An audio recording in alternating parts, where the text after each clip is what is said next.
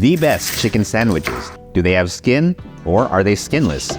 That's what I wanted to find out in this experiment. So today's video is fried chicken sandwich with skin on or skinless. First, I'm gonna start out with some chicken thighs. These are bone-in, and I'm going to take out the bones. 2 of them have skin, 2 do not. I'm actually gonna do 8 altogether, but I'm only going to be cooking 4 in this video. I'm going to get them in a bowl with 2 cups of buttermilk. Gonna pour that all over those chicken thighs.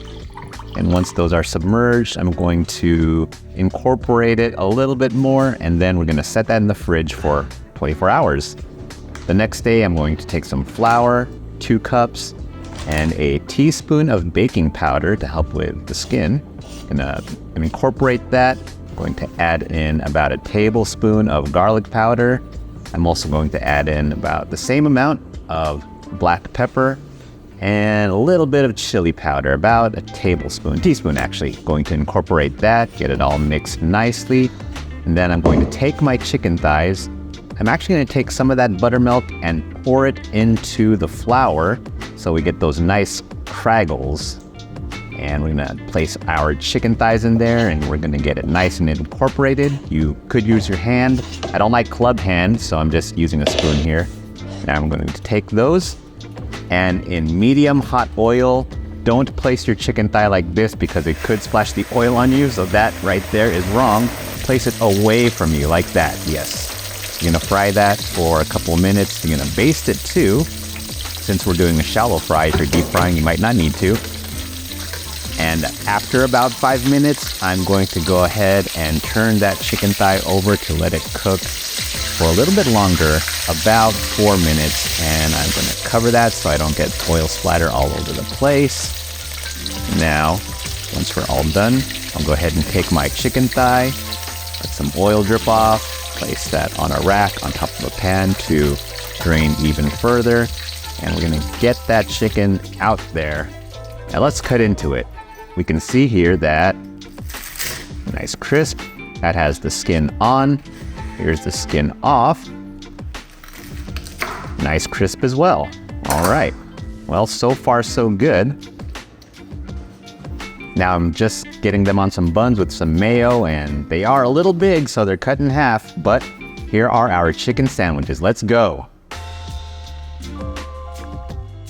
All right, let's see if there is a difference between skin on and skin off. All right, so first let's try the one without the skin. So again, this is just mayo and a bun. So crunchy. All right, nice and flavorful.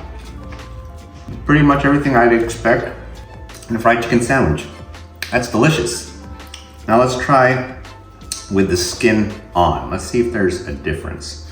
I know obviously there's a size difference between the skin on and skin off, but let's see if there is a discernible taste difference.